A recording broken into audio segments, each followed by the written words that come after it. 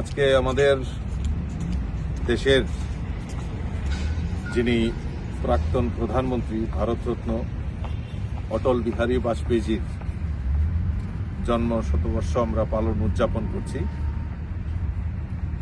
আজকে আমি পরম সৌভাগ্য যে উনার এই পবিত্র দিনে উনার যেখানে শেষকৃত্য সম্পন্ন হয়েছিল রাজঘাটে, উনার সেই স্মৃতিসৌধতে পুষ্পার্ঘ্য নিবেদন করার সৌভাগ্য হয়েছে।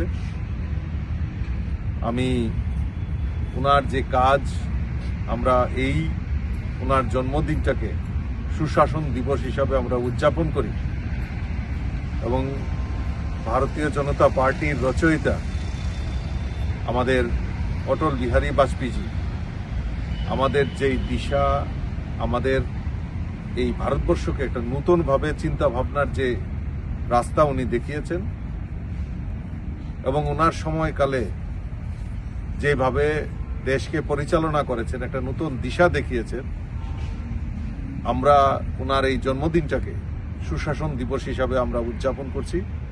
আমাদের ভারতীয় জনতা পার্টির পক্ষ থেকে বিভিন্ন কর্মসূচি মাধ্যমে আমরা এই অটল বিহারী বাজপেয়ীজির জন্মদিনটাকে এবং আগামী 31 ডিসেম্বর অবধি বিভিন্ন কর্মসূচি হাতে নেওয়া হয়েছে এবং ওনার যে কাজ, সেই কাজ জনসমক্ষে তুলে ধরার জন্য এবং মানুষের কাছে পৌঁছে দেওয়ার জন্য আমরা বিভিন্ন কর্মসূচি আমরা হাতে নিয়েছি। আমি আবারও আমাদের প্রয়াত প্রধানমন্ত্রী, প্রাক্তন প্রধানমন্ত্রী ভারতরত্ন অটল বিহারী বাজপেয়ীজির প্রতি শ্রদ্ধা নিবেদন করে আমি ওনাকে স্মরণ করছি। নমস্কার।